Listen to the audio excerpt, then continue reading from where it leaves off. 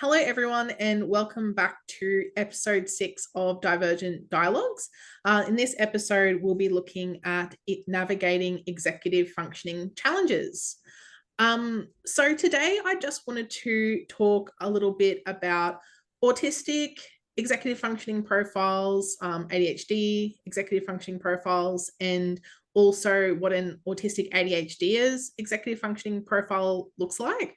So obviously, everyone is going to have a different executive functioning profile, but throughout my practice, I've seen, trends, and in research, it shows like particular trends of what that looks like. So part of my practice, I complete a executive functioning strengths profile.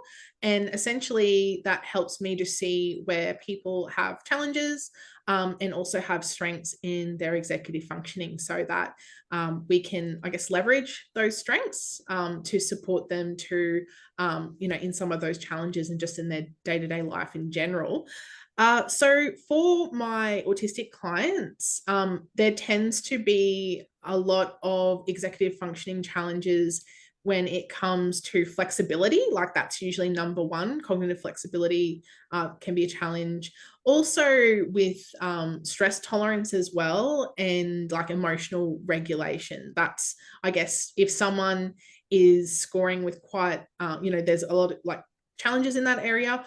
In my brain, I go, okay, this, is looking more of that kind of autism space.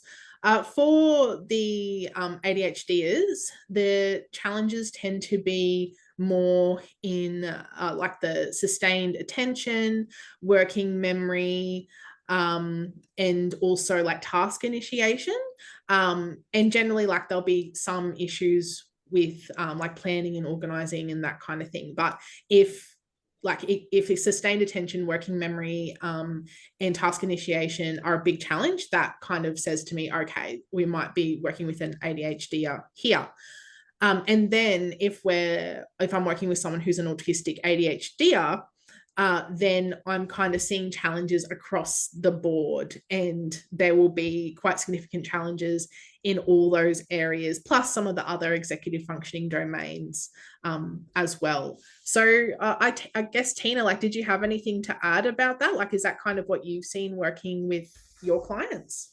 Yeah, definitely. The task initiation is a really, really big one in the ADHD space. I think because when people struggle with task initiation, that's usually the thing that gets them labeled as lazy and other really mean things. So yeah, that's a big one that comes up for me in the work that I do a lot.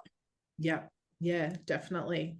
Yeah, so I wanted to go a little bit deeper into some of the challenges. So, in the last episode, we talked a lot around, I guess, what influences the challenges. But I wanted to talk a bit about specifically autistic folks, what they experience. So, as I mentioned before, yeah, there can be challenges in that cognitive flexibility. And particularly when it comes to using contextual information to guide actions, especially in social situations, especially if things change very quickly. So, for example, say that you're at a friend's house. And generally, for a lot of autistic folks, we do a lot of like, I call it like pre-processing or pre-executive functioning. So, before we're invited to an event or a party, we'll sit there and we'll think about, I guess, like sensory wise, think about, what do we need for our accommodations? Who's going to be there? Am I going to have someone who I can talk to? Like all these sorts of things. Planning ahead so that when we get to the party, we're feeling orientated, we're feeling calm, we're feeling safe. We've got our person to talk to. It's all good, right? And then let's say you go to this party and then the host comes out and goes, oh, our oven's broken, so now we're going to have to go to go out and get pizza. Like we're going to have to go out there like to a restaurant and get pizza because we can't eat the food here. And then speaking for myself, my brain would just be like, meh, like what? I have No. not had time to pre-think this, nor have I looked up the menu. Yeah. So it's just like this. Yeah, I don't know how to describe it. It's just like cognitively, it's like cognitively, I'm like, okay, this is happening, but it's like my brain and my emotions have to catch up to this new reality. Yep. And I need time to process that, and like there's not necessarily a time limit on that. It depends what it is. If I'm already feeling dysregulated, the time's going to be longer. Whereas if I'm in a pretty good mood, I might be like, okay, well, just give me a minute.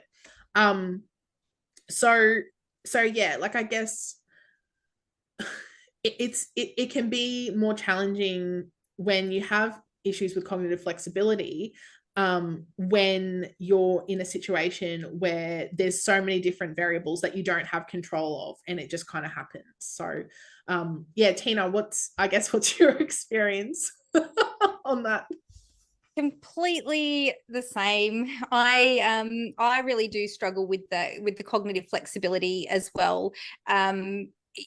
Even if it's in like the workspace where today I have these things scheduled, these are, I've got my list of things that I'm going to be doing, and it's either going to be a pile of little things. So I'm very prepared to tick a bunch of things off the list, and be switching between different tasks, or I need to do something that like I'm cognitively sort of hooked into.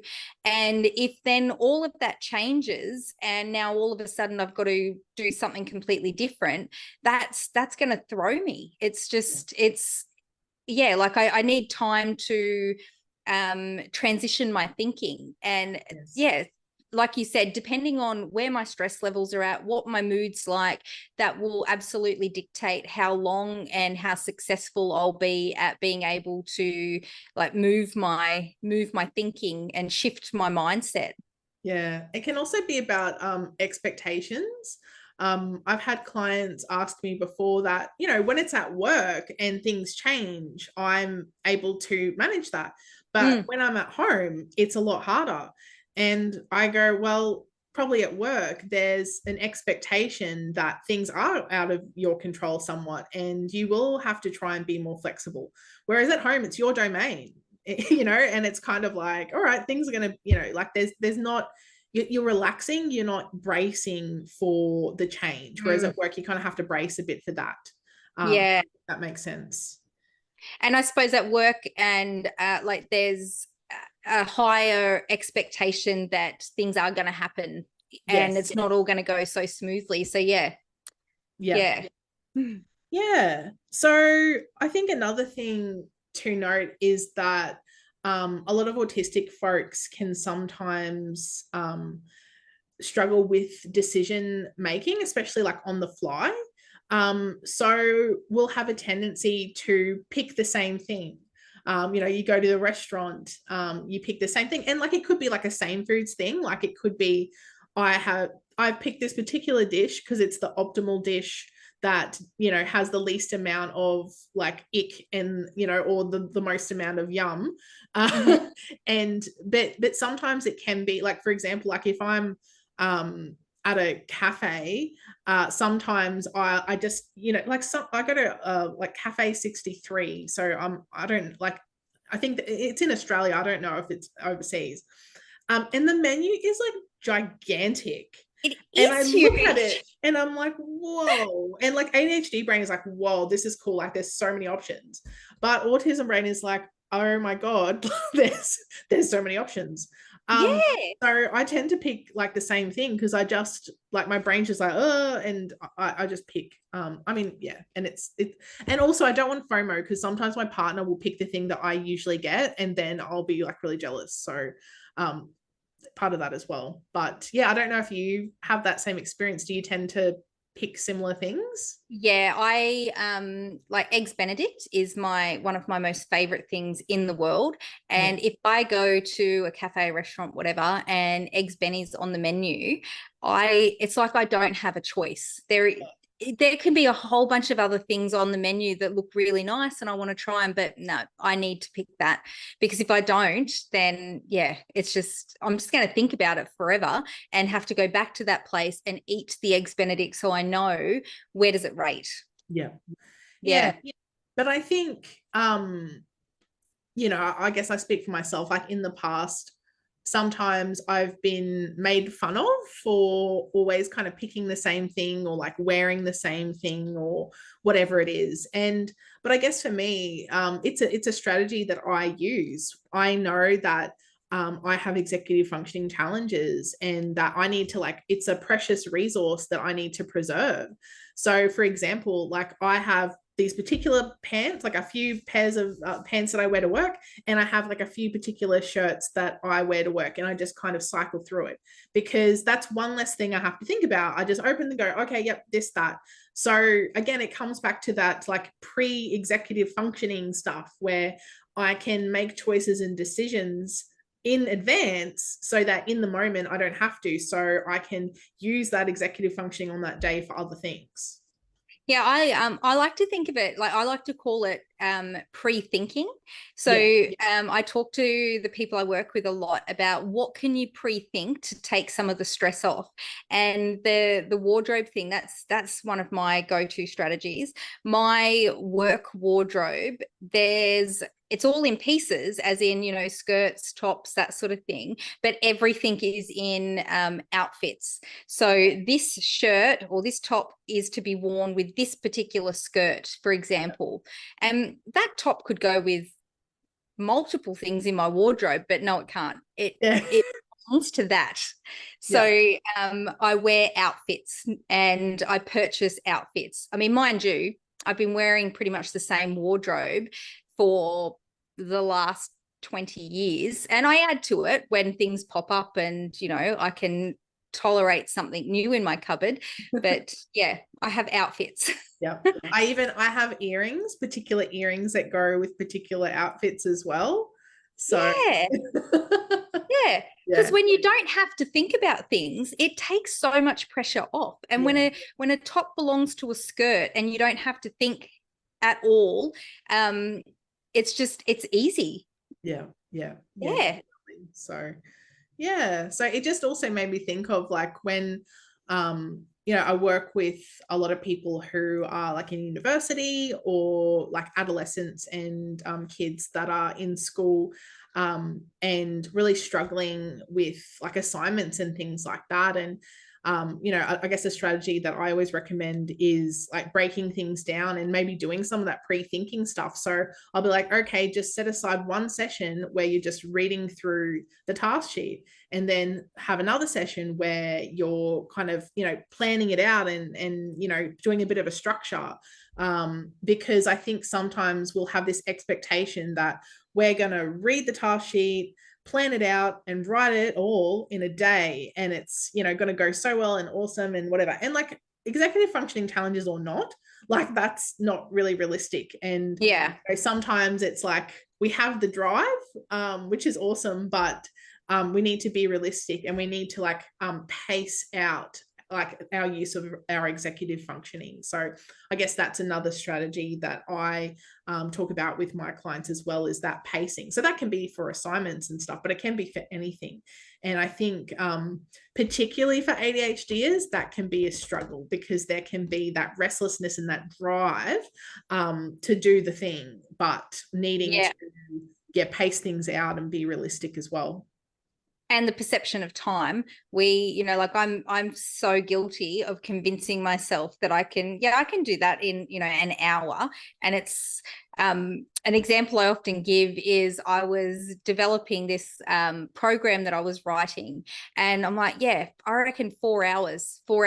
Yep, that's what I need. 4 days later, I was getting towards the end. That was 4 solid days of hyper focus. And I'm like, oh my goodness, how on earth did I think this was going to be knocked over in 4 hours? Yes. But also it's like, well, you probably could have done it in 4 hours, but like it probably would have been a severely pared back version of what the end product was.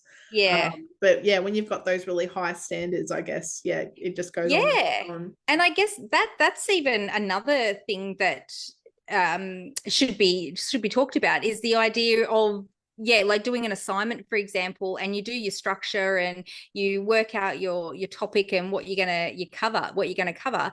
And then when you start doing a bit of research or whatever, it just gets bigger and bigger and bigger. And Yeah. next minute, your 2,000-word essay has turned into a 10,000-word thesis. And Yes. it's like, okay, how do I decide what's important here? And yeah, what am I going to do? Yes. Yeah.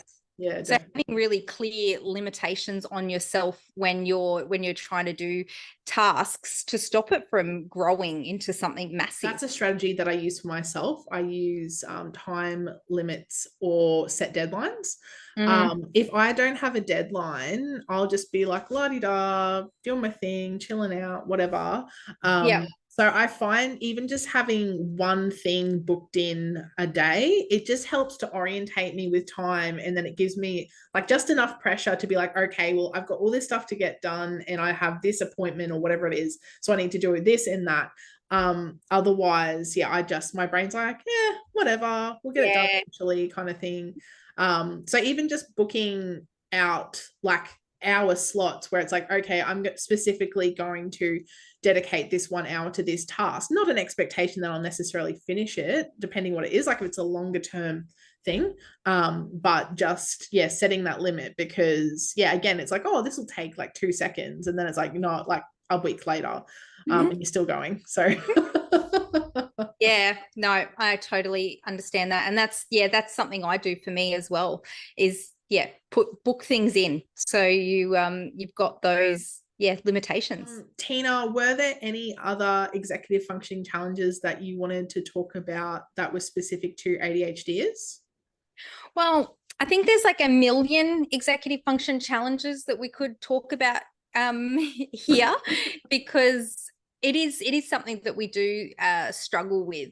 But I think that something that's really important to talk about is that when ADHD is being spoken about and we're looking at executive function, it's usually around attention, like regulating our attention and our focus, hyperactivity, that kind of stuff is where the conversation goes. But an important part of executive function is around emotion regulation. And up until like the 1970s, I think it was 76, emotion regulation was a part of the diagnostic criteria for ADHD, and that changed for whatever reason. But just because they took it out of the diagnostic criteria, it doesn't mean that it stopped existing for ADHDers. And yeah, emotion regulation is a part of executive function, and it is a component of ADHD. There's some talks about bringing that back into diagnostic criteria, which I think is a helpful, because it's quite validating. When it is a part of the diagnosis, then it just helps to understand the whole profile of ADHD, rather than it just being about hyperactivity and attention and focus. Yeah. And I think, honestly, I think it'd be so important to include it back into the diagnostic criteria. Because again, like obviously our podcast, we are neurodivergent affirming, but we live in this society where, we need these diagnostic labels in order to access a lot of things, whether that's medication or support or what have you. And I think the issue is with emotion regulation challenges not being included in the diagnostic criteria for ADHDers is that a lot of people have been misdiagnosed with other diagnoses that do kind of center around emotional dysregulation, like, you know, such as like borderline personality disorder or bipolar affective disorder, and, you know, et cetera, et cetera, et cetera. So I think if that emotion regulation piece is reintegrated into the ADHD diagnostic criteria, then clinicians are probably more likely to consider that as a differential diagnosis. Whereas at the moment, I don't, like, I think a lot of people are going under the radar. Yeah, I completely agree.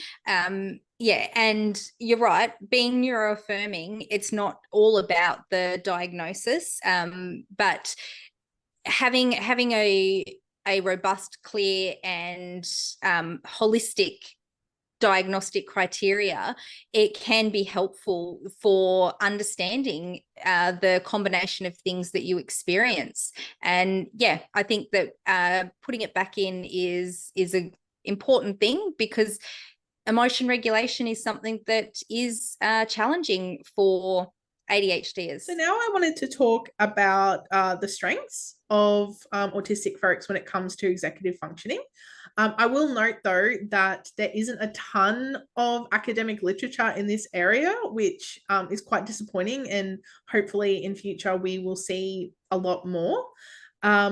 So something that a lot of autistic folks are known for is their attention to detail. You know, and I think that's why a lot of autistic folks are really fit really well in particular professions, because of that attention to detail, seeing things that other people don't see. And like, just thinking of when I was even in primary school and high school, I had what was it? I was like obsessed with horses. That was my my hyper focus. Actually, recently I found a little horse book that I wrote. It was quite cute. But anyway, maybe I'll show and tell that another day. But but I had like all of these like horse figurines, and I would put them, you know, place them in specific spots. And like my room was always very neat and tidy, still is. Um, and I'm the oldest and I have younger sisters. And I would walk into my room and I would just know someone had been in there. Like I would just know, like if one of my horses was like a tiny little bit out of place, like I would know. And then I'd be like, Mom, who's been in my room? And she's like, no one. I'm like, I know someone's been in here. You know, things like that. Just, yeah, noticing very small changes or noticing errors and things like that. Have you had that experience, Teena? Yeah, definitely. I've I have someone come and clean my house for me, because I just, you know, can't keep on top of everything, being a busy mum and everything else that I do.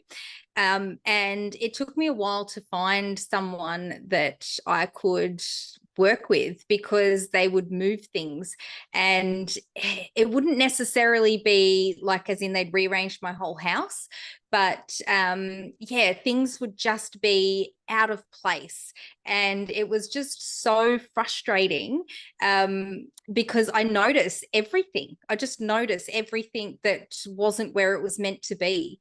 So yeah, it can be a huge strength, but it can also be frustrating because yeah, like, yeah, sometimes it's like, who cares if the couch cushion's not quite where you left it? But no, I think, like, I definitely think it has been a strength in my life where I think I'm able to, I guess, give a precision to certain things that I do and notice the details a bit more than perhaps others would. And I know, I think sometimes when, yeah, people overlook things that I'll notice and Yeah, things like that. So pattern recognition is a big one for me. yeah. Like especially in the work that I do with people, being able to, yeah, recognize themes that regularly come up, even though they're spoken about in very different ways using different language. I can identify those underlying themes and patterns and cycles and things, I guess. That's yeah, definitely. So something else that autistic folks can be excellent at is having intense focus on particular topics, or having a really exceptional memory for usually particular things, usually around special interests. It's so funny though, because sometimes it's just like, okay, brain, so you remembered that, but not this other thing that was really important. So it's super cool. Like, you know, like my special interest is neurodiversity and autism and ADHD. So like in my work, it's amazing because you know, I can read all this research and, you know, and like, you know, in sessions with clients, like talk about that and all these theories and what have you. But then it's like, you know, just basic day-to-day life things I can't remember. You know, like this is going to sound so terrible. Like I forget my wife's age. That is that is terrible. My own wife that I see every day, I forget her age all the time. And I have to sit there and think, because I always remember she's younger than me. So I just go, okay, I'm this age. So I deduct the number. That's the only way I can remember. So yeah, really selective memory for random things. I had an interesting conversation with a triage nurse at the emergency department at my local hospital once, because I was taking my son. He had a big gash on his head and I needed to get it looked at. And she asked me his birth date and I told her. And she asked me, "Are you sure?" And I'm like, "Of course I'm sure. I'm his mum. Like, why would you ask me that?" And she's like, "Oh, could you just maybe repeat it?" So I said his birthday again. And she's like, "Oh, I've got something different here." And I'm like, "Oh, well, someone must have recorded it wrong, because I know my son's birthday." Turns out she was right. I was wrong. I asked him, I'm like, "Mate, Emmett, what's your birthday?" And he repeated the same birthday that she had given. And I'm like, wow, that's embarrassing. So funny. But yeah. Yeah. But Russell Barkley, he actually talks about that attention, like, and the hyper focus in ADHD. And he, you know, it's called attention deficit hyperactivity disorder. And he suggests that attention regulation difficulty is a more fitting name, because we really struggle to pay attention in certain spaces, but then in other areas we can hyper focus and give so much attention that sometimes it can be detrimental, you know, like forgetting to go to the toilet for hours on end, or forgetting to eat for, you know, like all day, because you've just gone down a rabbit hole to learn about something really random. You know, like it's just, you've got this idea in your head and it's like, I need to know everything there is on the internet about, you know, frog feet, for example. Frog feet. Okay. Yeah. And how they compare to human hands. So, are you talking, you know, from lived experience of this, or? Yeah, definitely. Really? Okay, that is hilarious. Yeah. That is funny. Yeah. Asked my partner one night if he thought my hands looked like frog feet. He thought I was joking. I'm like, "Oh, they look like an animated version. Let me just check this out."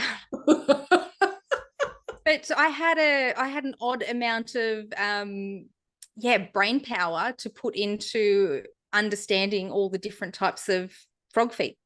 Well, now I'm incredibly curious about frog feet, so maybe I'll be going. I'll write an essay on it and send it to you.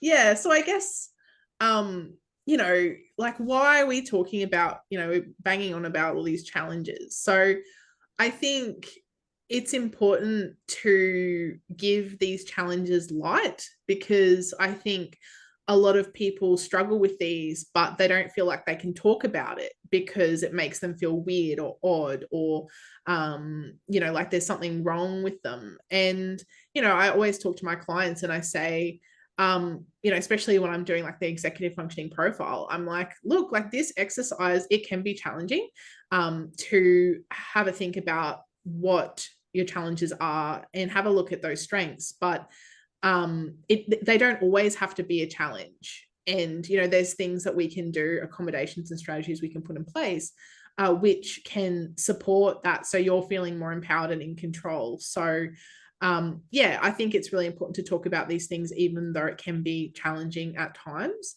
And it's also important to celebrate those strengths as well. And, you know, just because the strengths may not be within the social norm of a strength doesn't mean that it's not a strength. You know, you can be an encyclopedia on frog feet, and that's awesome. You know what I mean? Like, well, it makes me quite good at trivia. Yeah, exactly. So you never know, like you might be in one of those what are those shows where it's like they ask you one question and you win $1 million or something. It could come in handy one day. You never know. Yeah, definitely. Yeah. So I think like you get to determine what your strengths are as well. And you know, I think sometimes with autistic folks and ADHDers, they can be a little bit idiosyncratic, but that's okay. They're just as valid as any other strengths. Yeah, I completely agree. Yeah. So we wanted to delve a little bit deeper into some strategies for navigating executive functioning challenges. So Teena was really keen to talk about mindfulness. Yes, one of my favorite things to talk about. Yeah, my special interest. So mindfulness can be really, it's a powerful sort of lifestyle, I guess, when it comes to managing executive function challenges, because like as we spoke about in the last episode, how challenging you find some of your executive functions can heavily depend on how much stress you're under and what's going on in the world around you.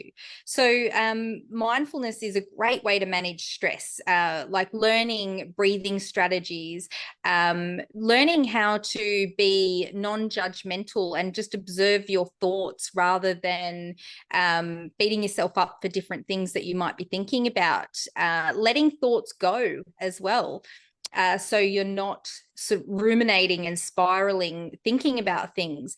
These are all components of mindfulness that can help alleviate some of the stress that we feel. But mindfulness can also help with, like, more specifically, with like the specific executive functions.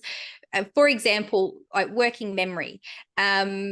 Mindfulness has been shown to improve or help with working memory, because it's about like holding your attention. You know, working memory is about holding different things in your mind, and mindfulness isn't going to mean that you can now remember your 10-item shopping list without issue. But what mindfulness can do is just help you sort of get better at focusing in on like what is in your mind. So yeah, mindfulness is helpful for lots of different reasons. And I think the most important one is around emotion regulation, which then helps you to access more of your executive functions. Yeah, I can definitely say for myself that implementing a mindfulness practice has been really helpful for me, particularly with like stress tolerance and emotional regulation. You know, when you're being more present, I think sometimes, you know, when I suggest mindfulness or breathing to some of my clients, I kind of like roll their eyes and go, oh, you know, Caitlin, you're getting me to do this stuff. But it's actually so important and really useful. And I think like for some people, they're just like, oh, well, I'll just put an app on and listen to it. And it's like, well, no, it's actually more than that.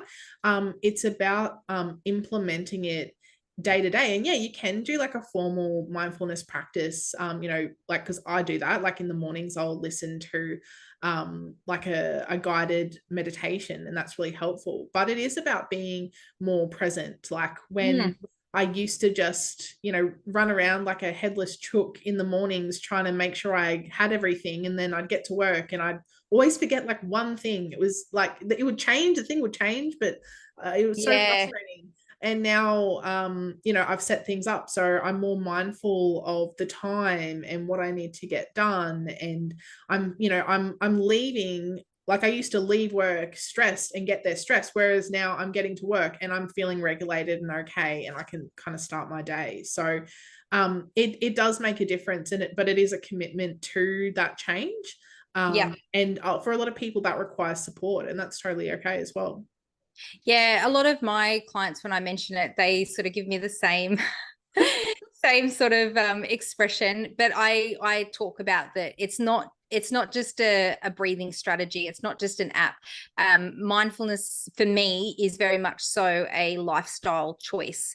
And that's not about getting it right all the time, because sometimes I do still get a bit chaotic and all over the place. And I have to remind myself to come back to mindfulness, slow down, take a breath, think about what I need to do and all of those sorts of things. And yeah, when I bring myself back, I do feel a lot better, a lot more in control, and yeah, all over it. In addition to mindfulness, something that I've found to be really helpful in my life and also in my clients' lives is understanding spoon theory. Essentially, with spoon theory, spoons are used as a measurement for energy. So often me and my partner will, at the end of the day, being like, look, we don't, like, I've got no spoons, we've got no spoons left. And I think it's important to acknowledge that a lot of autistic folks and ADHDers often just in general start with less spoons than neurotypical folks. And like, as I said, like, our executive functioning is like a precious, precious resource. And our spoons can be taken up by different tasks throughout the day. So something that I'll do with my clients is I will do like some spoon mapping activities. So there's different types of spoons. So executive functioning spoons are a type of spoon, but we've also got like sensory spoons, physical spoons, etc. And it can really help to get an idea of, I guess, what are the spoon stealers, like the tasks in our life that are taking up a lot of spoons, and thinking, oh, like, how can we reduce the, like, I guess, the spoons for that particular task? Are there any tasks that are going on in our lives that we could kind of delegate elsewhere so we can kind of take back that spoon? Or even just pacing. So for example, like, pacing out your social activities. So you're not just going bang, bang, bang, day after day, doing all this stuff. Like, if you've got a really big event one weekend, then maybe like the next week you'll, maybe won't socialize as much and that kind of thing. So I really like using it as a tool because it helps people to feel empowered, to have a better sense of their energy levels, their spoons, pace things out. And often it really helps to reduce autistic and ADHD burnout as well. So yeah, it's a really great activity that I like to do with my clients. Teena, do you do anything similar in your practice? Yeah, so not spoon theory specifically, but similar in mindfulness, about bringing people's attention to how they feel and how they sort of recover from after doing certain things, and recognizing as well the like the social outer world expectations that people put on themselves. So for example, oh, I went to my work Christmas party or my family Christmas party. I'm supposed to feel this way after doing these social events, but I don't. I feel really drained and I need to isolate for a few days. So people put a lot of sort of shame and criticism on themselves for not feeling fulfilled and energized from a lot of socializing. So yeah, helping people bring attention to that.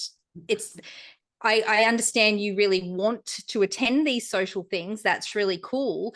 But how about you just stop putting pressure on yourself and expecting yourself to be able to do that, and then back it up with another social event and then a full spring clean of the house, just accept it for what it is, that I really want to go to this social function, but social functions are quite draining for me. So I'm only going to be able to do that this weekend. And I'll just have to take a bit of rest tomorrow or whatever.